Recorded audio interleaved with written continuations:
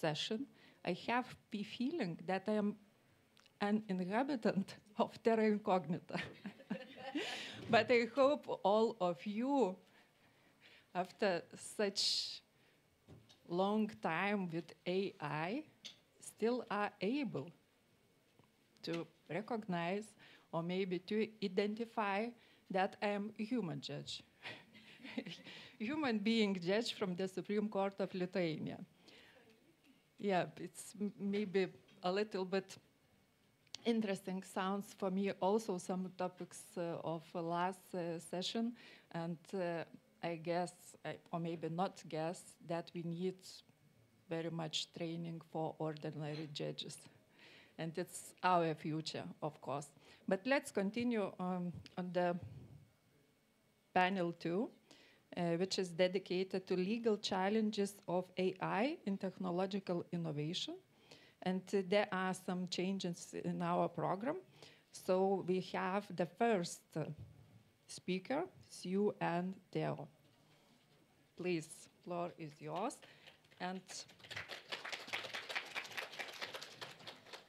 And I need to add that Sue Ann Theo is a researcher at the Raoul Wallenberg Institute of Human Rights and Humanitarian Law.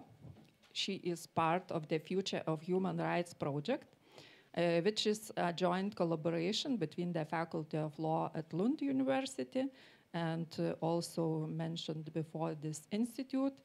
And she was a PhD fellow at the Faculty of Law at University of Copenhagen, where she researched on the impact of artificial intelligence on the foundations of human rights. And her thesis looked into challenges posed to the conceptual, contextual, and normative foundation of human rights. And now she will give us a speech, Human Dignity and Artificial Intelligence, Legal Considerations. Please, floor is yours. Hi, everyone. Thank you again to the faculty for the invitation. I'm very glad to be here. This is my first time in Vilnius. What a beautiful city it is. I wish I had more time here, but alas, so is life. So today I will present on human dignity and artificial intelligence. This is actually a paper that has been published in the Law, Innovation and Technology Journal last year. So if you're interested, feel free to check that out as well. And I will also talk about legal considerations. I will start with the more sort of philosophical parts, but then go to legal considerations. Let me see if I can get this to work. Okay, so how I will structure my presentation. I will talk about motivation, a short history of human dignity, and human dignity within human rights law, different conceptions of human dignity and AI, how do they relate to each other, and human dignity and AI new considerations, some novel things that hasn't sort of arisen before, hasn't arisen in the same way before. Some motivations. Well, if you look at the recommendations on the ethics of AI by UNESCO, you'll see human dignity being mentioned 14 times there. Pretty darn important thing, right? In the Data and Society report there by Mark Latanero, this was back in 2019, I believe. I don't know if you can see it, but essentially it's stated there that in bridging AI and human rights, what is at stake is human dignity. Right? At the same time, human dignity is this fluffy concept. We all say it. We can all probably not. If I ask you, do you have human dignity? But do we agree on what it is? Not necessarily, right? Let me go through some of these legal cases later to try to situate what human dignity means in the legal sense. So a short history of human dignity. First, human dignity started out as a concept in Roman antiquity, where it's a status concept. You have dignity if you're a holder of an office or position or rank. Then that dignity follows that position or rank. And then came, the Enlightenment and the thinking around the superiority of the human being. And then dignity became a quality that is associated with inherent worth. We have inherent dignity by virtue of being human. Cicero distinguishes humans from non-human animals due to our higher capacities of reasoning and thinking. And Immanuel Kant, of course, came up with the formula of humanity, that we are ends and not to be used as means to an end. And the autonomy of humans is due to the fact that we are moral thinking actors. But then this dichotomy is maybe not necessary. Jeremy Waldron then came up with this theory that let's forget about, status or inherent worth. Dignity is inherent status, right? The rank that was formerly linked to a high-ranking person in Roman antiquity is now given to all of us. We all have this high rank now because of our inherent dignity. Now, a lot of the work on human dignity traces to the work of Immanuel Kant, rightly so. And here in the groundwork on the metaphysics of morals, it is stated that whatever is above all prices, right? How does the clicker work? Yeah. Whatever is above all prices and therefore has no equivalent has a dignity. And if you have a price, you can have a fancy price, you can trade it, but the condition under which alone anything can be an end in itself, not that doesn't merely have a relative worth, as in a price, but has an inner worth, has dignity. So dignity is an absolute value. Again, we have this inherent dignity because we are moral beings and we are rational beings. And a rational being can be an end in himself. Sorry about the language. This was some time ago. And because we are such creatures, morality and humanity, as capable of it, is that which has dignity. So it inheres in us as moral actors. Now, enough about philosophy. You didn't sign up for philosophy class this morning. But let's talk about human dignity within international human rights law, because that features a lot in the institutionalization of human rights, right? It's set to play mainly a foundational role. If we look at the UDHR, at the very up at the top, at the preamble, human dignity is that we have inherent dignity, and therefore we have all of these rights because of our inherent dignity. At the same time, in the International Covenant on Civil Political Rights and the International Covenant on Economic, Social, and Cultural Rights, it is dignity is a value that we have to live up to. Why do we have to have the right to education? Because children have to have a right to, learn with dignity and to live up to this value of dignity. But at the same time, there's a three-pronged role for dignity in human rights law. It's foundational, we've talked about that, but it's also a standard to reach in relation to certain rights, right? We have to have this right in order to reach a status of dignity. At the same time, in the Charter of Fundamental Rights, is also recognized as a standalone right. Now, to collapse the concept of dignity into one thing is perhaps unhelpful. So what different scholars have done, particularly Christopher McCrudden, is to say that even though we are a bit confused about this concept, there is a certain minimum core content here. And that is the fact that we have intrinsic worth by virtue of being human. And this intrinsic worth should be recognized and respected by others. And the state is under an obligation to protect that human dignity. Now, what I do when looking through the case law is to take a conceptions approach. Let's not, fight about the concept of human dignity. There can be different conceptions of human dignity, and they can all stand, right? And here I use the conceptions of a concept idea by W.B. Galley, who says that different concepts can exist at the same time if we can argue about it, but also our argument has a point of agreement. And I think this is the case for human dignity. Now, 4 conceptions of human dignity. What do I mean by that? The first one is in relation to non-instrumentalization of persons. We can remember Kant, right?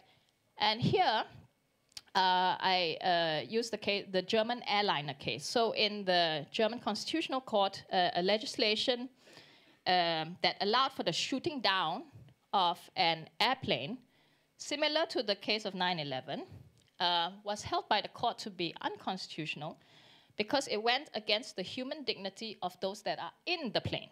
They would be instrumentalized as a means to an end to save persons in the building or on the ground or whatever.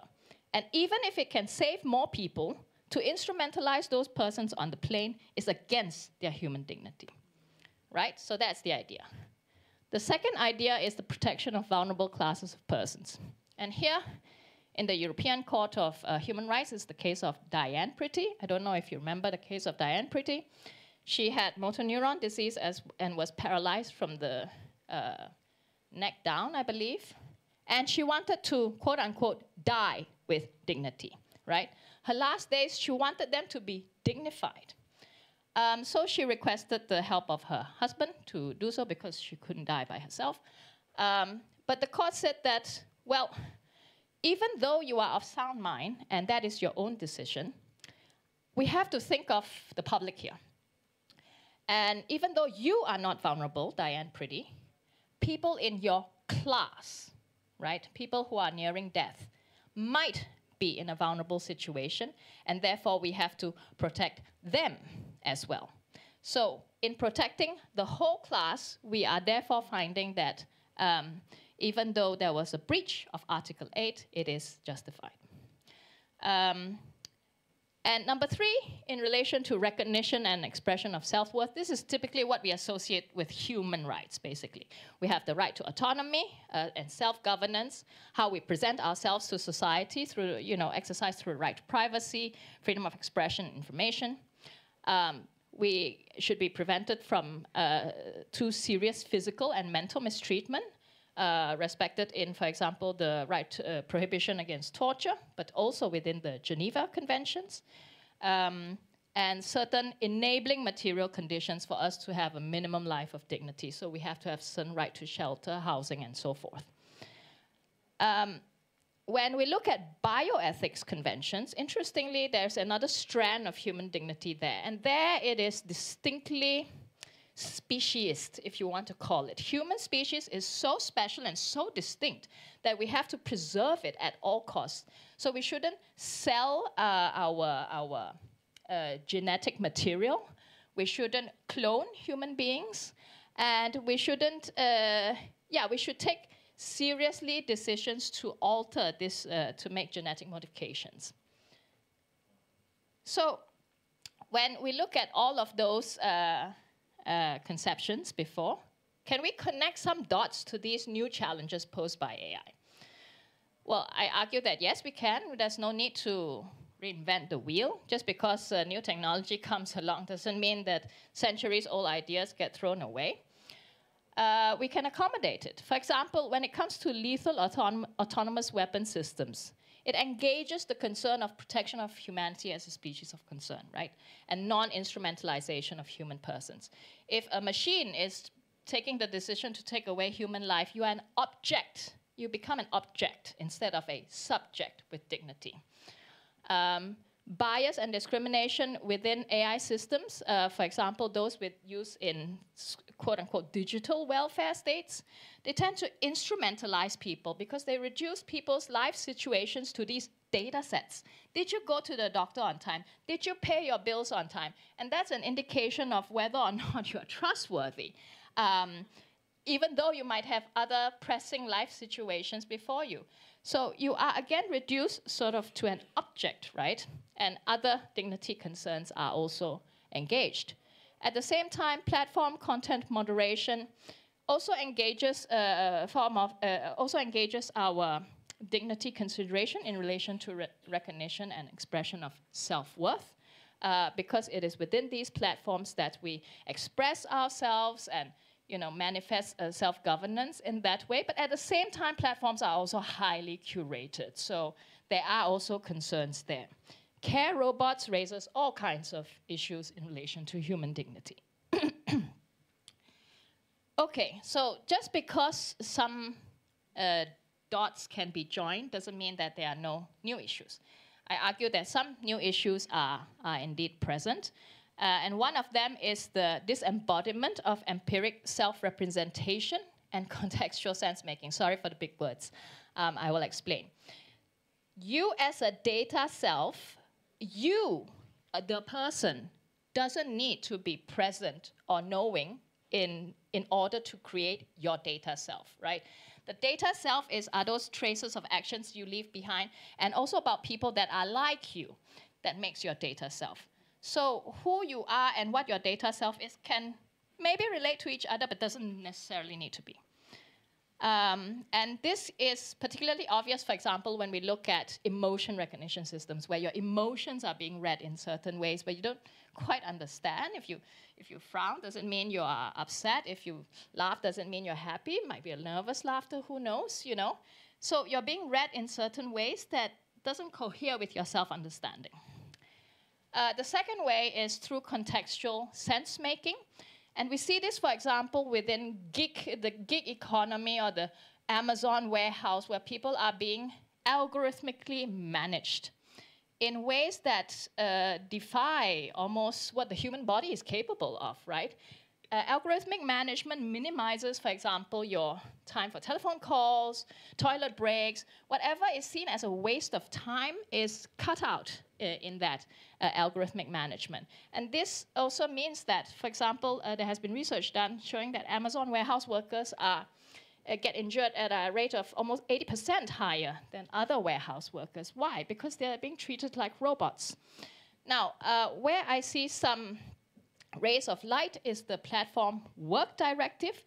Some interesting legal innovations there, actually, that go even further beyond almost closing the loop that Article 22 of the GDPR left open, where algorithmic management is really being combated there in ways that uphold human dignity to prevent the human person from being a slave to the algorithm. A second way human dignity could potentially be challenged is through the effect towards our cognitive autonomy through adaptive choice architectures. What do I mean by this? We always talk about also like freedom of thought. Freedom of thought is an absolute right, meaning that it cannot be limited in any way. But it's hard to sort of operationalize in this day and age, right? What does the freedom of thought mean when our thoughts are, being mediated by social media or other platforms that we encounter every day? And where does the interference come in, actually? It's quite hard to operationalize it compared to in the past when we know that the state is perhaps trying to brainwash us.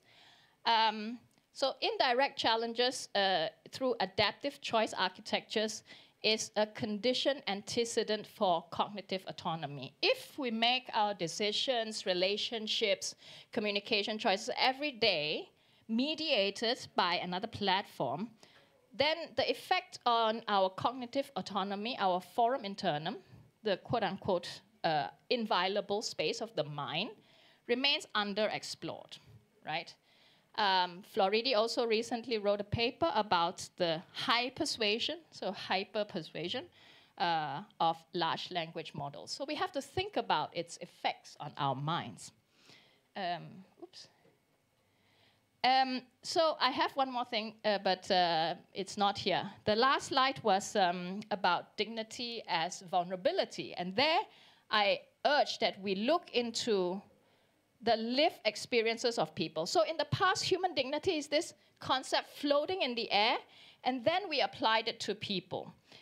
Now, I urge that we look at the life experiences of people, use them to design technologies together, rather than using human dignity as a top-down concept. So human dignity should be a bottom-up concept. You get to define what dignity means for you in this particular day and age. So conclusion, no need to reinvent the wheel, as the 4 conceptions I laid out go a long way. But in order to protect and respect human dignity, 3 key aspects should be foregrounded, which I've just presented. Thank you very much.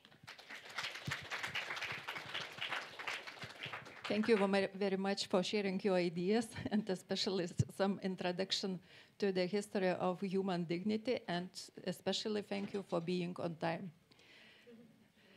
So I would like to introduce And I apologize for my terrible Lithuanian manner for pronunciation of your surname. It's Jan van Stalduinen. And he is graduated both in private law and also in computer science, and both with cum laude. And his research focuses on liability for AI algorithms with specific attention to algorithms in the medical sector. Please, Jan, and floor is yours.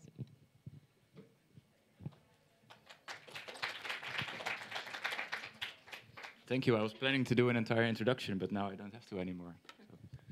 So, are my slides somewhere on this computer?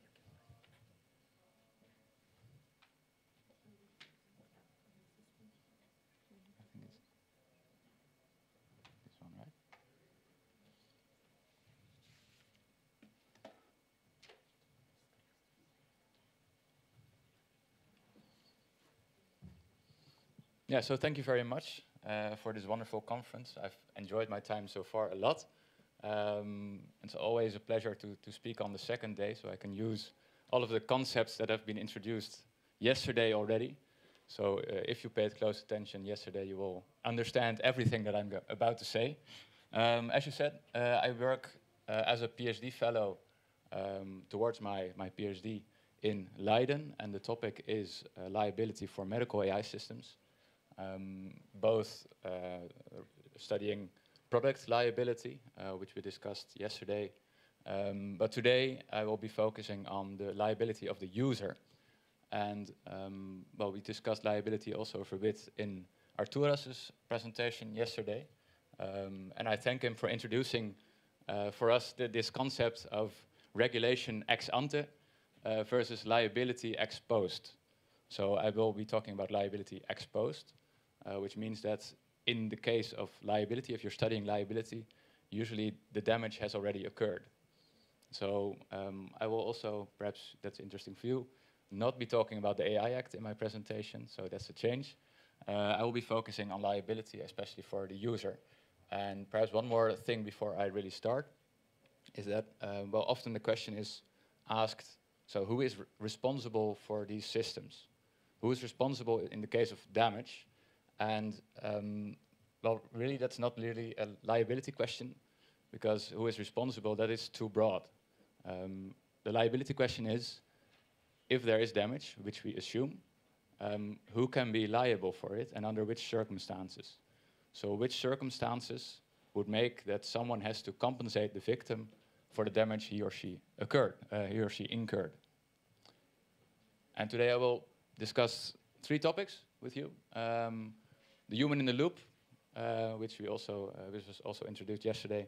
The term agency, which was also introduced yesterday, and how this relates to medical liability specifically. And then to finish off, some theoretical models of liability, which are not currently law anywhere, but might be interesting going into the future. And I brought also an example from literature on the top right of the slide by Tom Lawton and colleagues. And this is something that you see quite often in literature. People are afraid, mostly from a medical side, that they risk becoming liability sinks for AI systems, which means if they use an AI system as a medical professional, as a clinician, that they are responsible for any and all type of damages that occur. And well, throughout this presentation, I will try to show that that fear is not grounded in reality, I think, or at least it should be nuanced. I mean, obviously they are nuanced as well, because I only show the title here, but I think this fear is not really grounded in reality, as I say. I brought 2 examples. I see my slide has also been reduced to modern art for a bit. Two examples, System A and System B. And System A is a project that I'm involved with myself in Leiden, together with our academic hospital. And we are building a system, an AI system, a risk predictor model, which tries to predict the risk that a patient who visits a primary care doctor, general practitioner, a GP, what the risk is of this patient on getting cardiovascular diseases somewhere in the future. And then the GP might do something with this information. And then another type of system, IDXDR. Some people might know it. It's currently marketed as Luminetics Core, which has been admitted to the market already. And it helps, again, GPs, primary care doctors, in assessing whether their patients might have a certain eye disease, diabetic retinopathy. So those two systems might occur somewhere on my slide. First, the human in the loop. What does a human in the loop actually do? And this is, again, the project that we are working with, together with the academic hospital in Leiden. This is a very complicated slide, so I'll reduce it somewhat. What does a human in the loop actually do? Well, in the case of medical AI, two things. One, the GP is responsible for, well, putting into the data of the patient into the system. Well, that's not very complicated, you would say, but something could go wrong, sure. Most interesting is the last part, interpreting the results.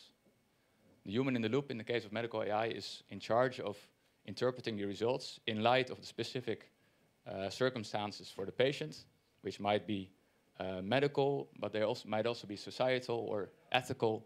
The doctor is in charge of taking those aspects also into account when making ultimately a medical decision. So how does this relate to the development process? Well, this is where I'll briefly mention the AI Act in passing. You can see that there are multiple duties of care that you could incur when you are using an AI system. And the interesting thing is that AI Act mostly focuses on the duties of the people developing the system. So for example, development, using the right types of data, using correct or as close as possible to correct data, monitoring how the system behaves after deployment, sure, and it depends a bit on whether you use an off-the-shelf system, then your duties mostly regard, well, culpa in eligendo. It's also always important to put a Latin word in your slides as a legal scholar. Culpa in eligendo means your duty is to choose the correct system for your application. If you do not do this, you might be liable for the results. Well, if it's a bespoke system, then your duties as a hospital mostly involve providing the right data so the system can be developed properly. And of course, there can also be a mix, which is interesting. This is new for AI systems. Hospitals can work together with providers of AI systems to develop their systems. And then, of course, there's a mix of the above in which kind of duties you as a hospital might incur. And again, for liability, the question is not really who is responsible for the system, but which kind of duties can you think of, which, if breached, might give rise to liability. So it's all about duties. Well, that's all about the hospital. What are the duties of this individual, the doctor, this individual clinician? Well, that's basically only this part, interpreting the results. And the interesting thing is that as regards liability or regulation even, there's really not a lot to be found on this. It's mostly medical liability, tort law, governed by the national laws of the member states. So we should actually look at what those member states say. So the question is, what do these rules say on what the medical professionals should do? Is it really a liability sink or not? Well, I have looked at a number of systems, and you can really see, like medical liability law is a national law system, but there are commonalities. Usually, it's something to do with being a responsible doctor. It's not about being the best doctor out there, not about being a hyper-professional. You just have to be reasonably proficient at your task. And also, the question is not really, did you give the right answer? Did you choose the correct treatment? But were you reasonable in choosing that treatment? So it's about, did you act reasonable? Well, if that's the case, of course, some people might know this quote from a certain Marvel movie, with great power comes great responsibility. But if you have no power over the results, then the reverse is also true because of this rule, this standard. So you're only a reasonable clinician. One example is the case of the PIP implants, the breast implants. These were breast implants with the wrong filling, and due to this incorrect filling, they tended to rupture inside the body and cause a lot of damage. Well, the question then is the clinician responsible for this filling in the breast implant, even though he could not check or could not find out which filling was used? Well, it depends. Usually what I saw, there are a few cases, mostly in Germany, saying, no, you are held to the duty of the reasonable clinician. If you cannot check it, you are not liable. And then the question is, how do we determine what a reasonable clinician can or cannot check or can or cannot do? And for that, I use a term from literature, from Mindy Dufour, who was in Maastricht. And she said, well, you could really call this agency. Are you, as a user, able to control something and change the outcome, able to control it? Then it is within your own agency. But if it's something that you cannot really control, you cannot really check, and sometimes this is the case with AI systems or even software systems in general. If, for example, a software system is used to gather patient information or retrieve it from a database, for example, you cannot, as a doctor, check whether that information was retrieved from the database correctly. So that is outside of your agency. And that might be then in the agency of the AI system. Then the question is, can you trust this information? Well, usually you should be able to trust it because you are allowed to use it. Turning back to the Colpa and Eligendo case, if you are allowed to use a system, you are correct in choosing this system, or at least not incorrect, then a certain consequence of that is that, to an extent, you should be able to trust the output of this system. And we return to trustworthy AI for that. Then the question which I am currently working on is, how do you determine where this boundary is placed for a practical system? For example, those two systems that I discussed just now, system A and system B. How do you determine where the boundary is between the agency of the user and the agency of the AI system? Well, there are a number of ways to do that. Two ways that I put on the slide is the level of automation taxonomy first, and then the role taxonomy. I will briefly talk about the level of automation taxonomy, the LOAT taxonomy, LOAT, which is a system proposed by La Gioia and Contisa recently. And they say, well, you can really, if you look at a particular example of a use of an AI system, usually you can divide the process up into subtasks. So, for example, a subtask might be what I just said, retrieving patient information from a database, or then doing something with the data, making it into a table or even a diagram, and then presenting it to a doctor. Doctor might do something with it, interpret the data, at some point make a medical decision, and then do a medical action. So you might actually send the patient either to an IC bed or to a certain treatment. Those are really subtasks in rising complexity. So starting with the retrieval of patient information from a database, that might be a simple task that current systems are already doing. Not really much AI about that. But you can really divide every procedure into those subtasks. And then for each subtask, you can determine, is this a subtask that is performed by the system, or is this a subtask that is performed by the clinician? And of course, this differs per system. So for example, the Decide Vera system that we are developing is very much focused on letting the clinician decide. The system itself doesn't do a great deal. It just retrieves the data and puts it through a risk predictor model. But on the other hand, the IDEX-DR system provides the clinician with almost a fully fledged diagnosis. So then it's still up to the clinician to decide, do I go to treatment or not? But the system, as you can see, performs more of the tasks itself. What does that mean? It means that the clinician does not have agency over those subtasks. Well, then what is the question from a liability standpoint? If something goes wrong, which is related to those subtasks, which are part of the agency of the AI system, the clinician will not be responsible in a liability sense for those tasks, which can be a problem because if the clinician is not responsible or liable for those types of damage, then you could say, well, then the patient has to bear those damages, which could be a valid option. Or we could shift those damages to the producer, the deployer. But also product liability is not simple to apply. There are certain circumstances and rules for that as well. The question is then, how do we determine, what do we do with this part of the agency of the AI system? And what do we do if damages occur from subtasks related to that? Well, something that is sometimes overlooked is that national systems do have ways of solving this.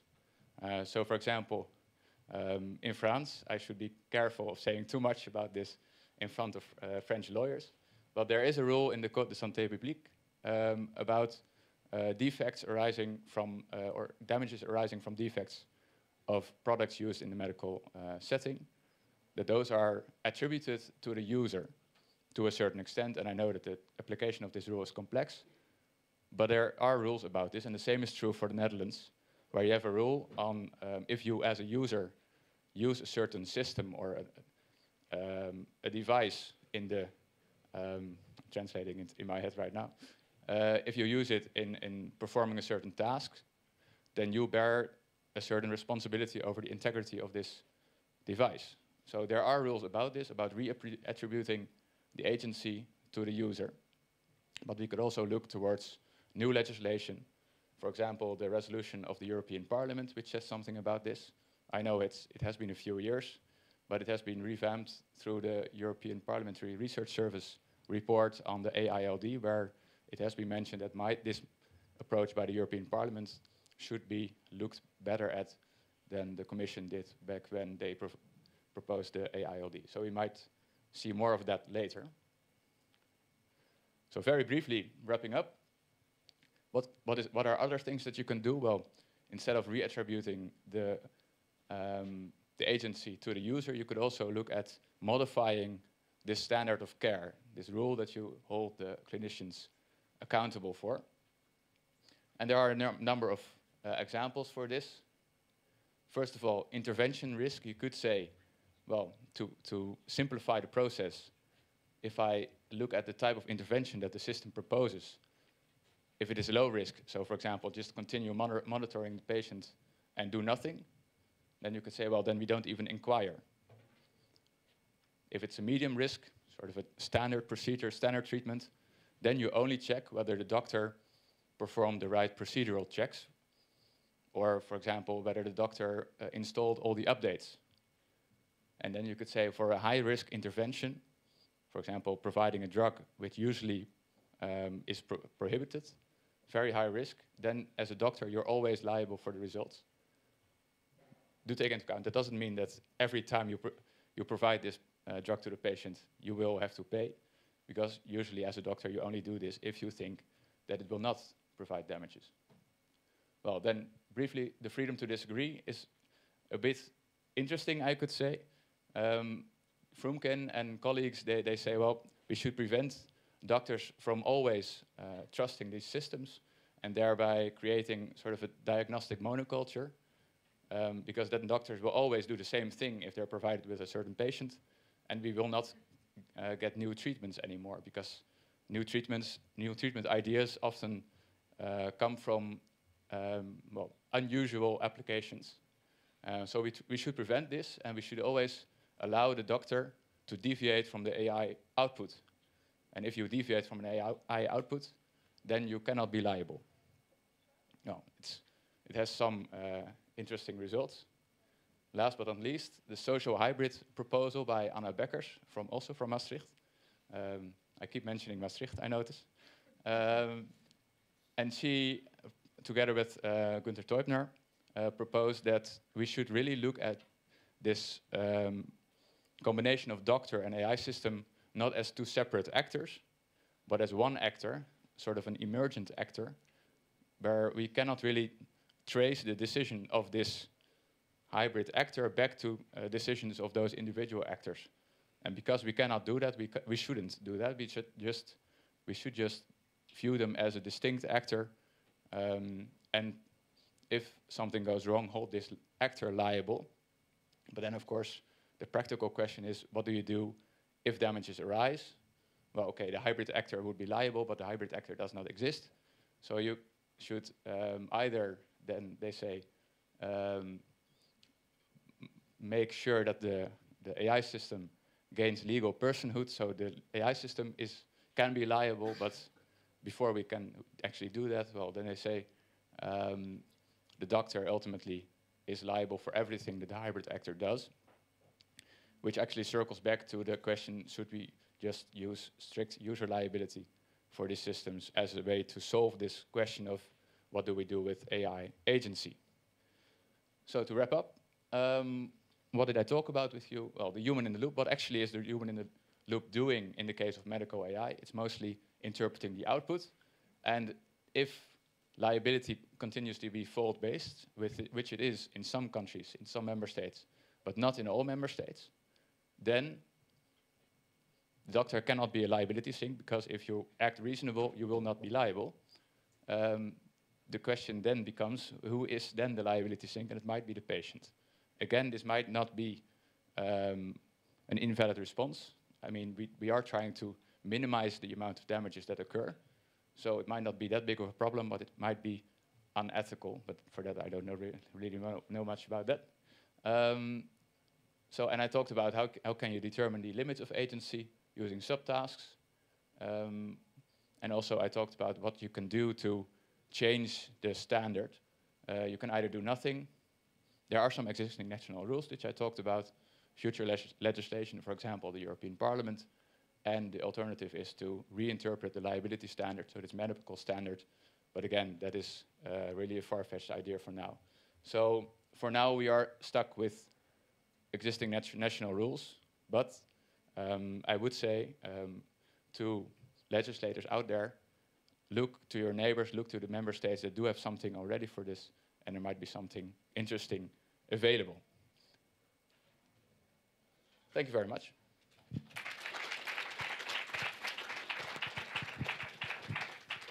Thank you for your great presentation. It's a specific topic, and especially thank you for some take-home messages. And it's interesting from two sides, I think, from patient perspective and also from legal perspective.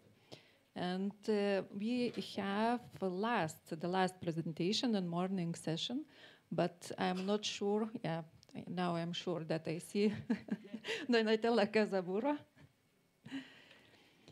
Donatella is a doctoral researcher. Her main research interests include the ethical and legal implications of the use of artificial intelligence in the security domain, also cybersecurity, privacy, and data protection.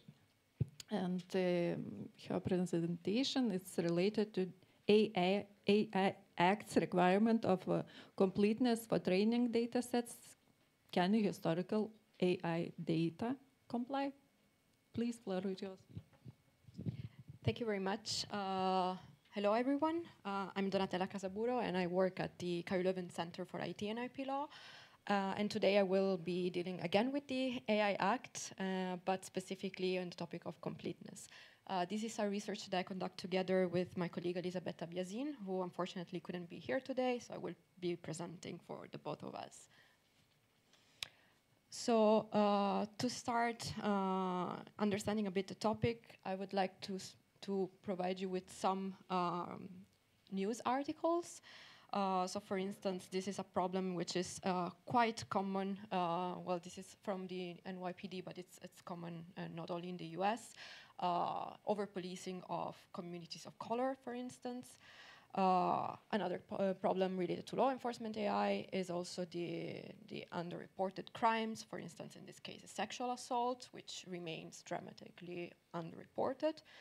But we can also go to other sectors, for instance, medical AI, there's a lack of data, for instance, on disability data, and this is impeding healthcare equity. And the same goes for chronic conditions, for instance, that are affecting women that are often undiagnosed. So there is less treatment, less prevention, and so on.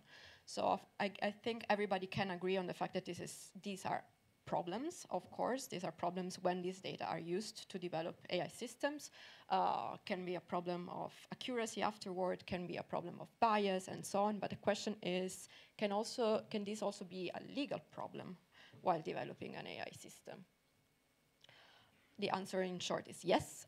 We have Article 10 of the AI Act, which establishes some requirements, some data requirements for data that are used to train, validate, and test AI systems that fall within the high risk category. And Article 10, paragraph 3 establishes that training, validation, testing data set need to be, to the best extent possible, complete in view of the intended purpose. However, there's a problem in the AI Act. The AI Act doesn't contain a specific definition of what completeness means.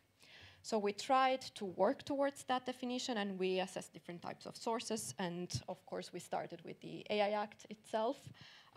So in the AI Act, so the definition you saw before has two main building blocks. The first one is to the best extent possible, and the second one refers to the intended purpose of the AI system. So starting with the first one, the best extent possible is, of course, an obligation of means, which is different from an obligation of results. So you have to have complete data sets, otherwise you are non-compliant, but the obligation of means means specifically that you have to do your best effort, reasonable efforts in striving towards that objective.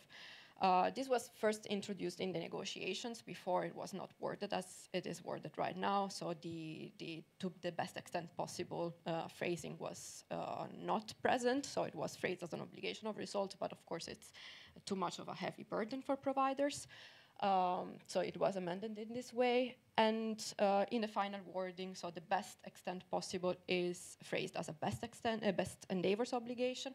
So providers need to take all the possible steps to fulfill this objective, which is different from a reasonable endeavors obligation, which requires reasonable efforts. The second building block of the definition is the reference to the intended purpose that makes it a contextual obligation. So related to the context in which the AI is developed and used. The intended purpose is actually defined in Article 3 of the AI Act as the use for which an AI system is intended by the provider, with reference to the specific context and condition of use as specified in the information that are provided by the provider. I think we can all agree this is a bit problematic because it can create some loopholes if the provider is the one that's subjected to the obligation of having complete data sets, but they are also the ones identifying the intended purpose of the AI system. Then there's some room for loopholes and some room for circumvention from the provider. So what we suggest is to apply the blue guide, which is the guide that a bit gives some guidelines on interpretation of product safety legislation, which supplements the determination of the provider only with the perspective of the product's average user. Then Article 10.4 of the AI Act provides some elements that might be useful in reconstructing the intended purpose. So for instance, what needs to be taken into account is the geographical, contextual, behavioral, and functional setting within which the AI system is intended to be used. We looked also at other possible legal frameworks. So of course, the data protection framework, so Article 16 of both the GDPR and the Law Enforcement Directive, establish the right to rectification, which also includes the right to have complete personal data, incomplete personal data completed. This also takes into account the purposes of the processing. However, despite the similarities with the AI Act, we have no more clarity from this because, again, the completeness is not defined within the data protection framework, and the CGU has not defined it yet. And there's no agreement among national supervisory authorities on how to reconstruct completeness. Some of them, they refer to the concept of necessity for the purpose to be achieved. Other ones instead adopt a broader interpretation. The last piece of legislation we reviewed, but it's very sectorial and it's an implementing regulation, is about data quality for interoperability among information systems for law enforcement, which defines completeness as the degree to which the input data has values for all the expected attributes and related requirements in a specific context of use. Then we delved a bit into the technical literature, and we also noticed that there's no established definition of completeness. Completeness is normally considered as a data quality criterion, but data quality is normally a multidimensional concept. It takes into account not only the completeness, but also the accuracy, reliability, timeliness, and so on. And also the reconstructions of data quality vary in the technical literature. When it comes to completeness per se, there's a quite extensive body of papers, books, and so on that are defining completeness, but this is a bit outdated. So the definition of completeness that you find in different papers mostly refers to databases, but simple databases than data sets. So for instance, Excel files. And immediately applying the definitions included in these papers is problematic in the context of AI, especially due to the open closed world assumption, which was phrased by Vilnius Piego. So I think the data scientists in the room will forgive me when I make it very easy, but this open closed world assumption basically takes into account the properties that a database has. In the closed world assumption, we assume that all the properties that the database can have are included, and everything that's not included is false. While in the open world assumption, we assume that we have taken some properties into consideration, but there might be additional ones. And in the context of AI, that applies to everyday contexts. Of course, we should opt for an open world assumption and not for a closed one. In any case, in the literature, we see that there is a lot of emphasis on what is missing, and that is phrased in different ways. Sometimes it's the concepts that are missing and the properties in the systems. Sometimes the completeness is referred to the missing values for specific properties. And another way of phrasing it is missing values with respect to a reference population. Ultimately, the ISO standards include some definitions of completeness. The ISO 8000 phrase completeness in relation to what is necessary for an intended purpose. And we also have an ISO standard that will come up, I think, very soon, specifically on AI, which is under publication now. So this is the synthesis. So this is the definition of completeness we propose when it comes, of course, to the AI Act, Article 10.3. So completeness, according to us at least, has to be intended as the obligation of a high-risk AI provider to take all the possible steps to increase the degrees to which the data in the training, testing, validation data sets that are used have values for all necessary attributes in relation to at least the geographical, contextual, behavior, and functional setting within which the AI is intended to be used. So now I would like to briefly touch upon the case study that we are developing right now, which is basically on historical data in the law enforcement and healthcare sector. Historical data are, as you may know already, data on past events and circumstances that are collected over a specific period of time, and they are often used to train, test, and validate AI systems for analysis and decision-making. And they are particularly tricky because they are often likely to perpetuate and amplify biases. And in this case, since it's data related to the actual world we're living in, the open world assumption is even more important. So when it comes to law enforcement data, we mean structured and unstructured data that are recording activities of law enforcement officers, including data on past investigation and crimes. In this case, we might have different problems. So as I mentioned at the beginning of the presentation, there are some unreported crimes, for instance, domestic violence, sexual abuse, sexual exploitation. hate speech, and so on, while we have instead over-reported crimes like homicides. It's almost impossible to not report a homicide, to not discover it afterwards. Then a second problem is the missing values that we have related to specific geographical areas. So if we have over-policed areas, of course, so at-risk areas according to heat maps, for instance, of course, we have more data related to these areas, and we have less data related to other areas. And then we also have missing values because of human errors, bias of individual officers, or poor quality, especially when it comes to unstructured data. Last, there's a problem in the data curation by AI providers. So AI providers have very many difficulties in accessing law enforcement data. So we argue that there is an unavoidable non-completeness of the data sets.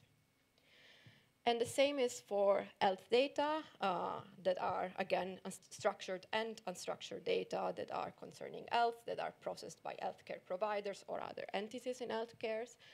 Again, we have a few problems. We have missing values because there are unreported health conditions, for instance, due to social stigma. Some people don't feel comfortable in reporting some health conditions to their GPs or their health professionals. We have missing values that are related to unreported adverse events. For instance, when somebody has a problem, has taken a medication, but they don't want to disclose this with the GP. And then there are, as I mentioned at the beginning, missing values due to the population representatives, especially in clinical trials. Not always there is an equal representation of sex, gender, geographical areas, and so on. Last, we might also have technical reasons, technical faults for missing values. And again, there's an unavoidable non-completeness of the data sets. So what can be done afterwards? How can we help AI providers to comply? We propose a solution, which is that of data enrichment, is a concept that's coming up more and more in the new EU data law, for instance, in the European Health Data Space proposal. And this is related to the possibility of enriching the data sets. This is phrased as something that should be done by the data users that access the data sets. So in this case would be AI providers accessing data sets to develop their own AI systems. The aim is supplementing incomplete data. And as you can see, it's mentioned in recital 39 of the European Health Data Space proposal as, a suggestion, since it's in the recital, to the data users. But we would like to take it a step forward, and we would like to propose it as a supplementary obligation that basically stems from Article 10.3 and stems from its nature of being an obligation of means and a best endeavors obligation. So that's everything. In case you would like to discuss, of course, you can always reach out. Thanks a lot. Thank you very much for sharing with us your knowledge and ideas. And I think we still have a few minutes for question-answer session. Yeah, please. I actually have a question to the last presenter. This obligation for data enrichment, how would we make sure that it is not being abused? I mean, we have an example right now of the real-time bidding algorithm for placement of ads online, which opens the floodgates for, data owners to basically exchange consumer data whilst the ads are being placed. I understand the requirement for completeness and why it's important for it to be complete, but what's your suggestion about how we make this data enrichment responsible? It's funny you touched upon real-time bidding, which is the subject of a publication coming from me. So that was a fun experience. So first of all, it's an obligation that is only for high-risk providers, so providers of high-risk AI. So for instance, in that case of real-time bidding, it wouldn't apply not being real-time bidding a high-risk AI system. So the idea that we had is phrasing it as a supplementary obligation coming directly from Article 10, which is already providing the obligation of a completeness and the best neighbor obligation of completeness. So for avoiding the abuse, I think one system is already the risk-based system approach that's in the AI Act. Because of course this is only limited to high-risk providers, and in that case, since the AI system is high risk, is the case in which we have more need for having more complete data sets. So I would say already the risk-based approach limits a bit the application, and the other limit I would say is the data protection framework. So if you don't have the need to access to other personal data by virtue of the principle of data minimization, then you shouldn't. So I would say that's the other limit. But thank you very much for the question. It was very interesting.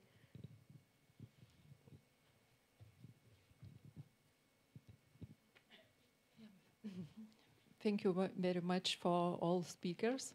We've got from you so much food for our thoughts, but still we are not robots, so we need some food for our body.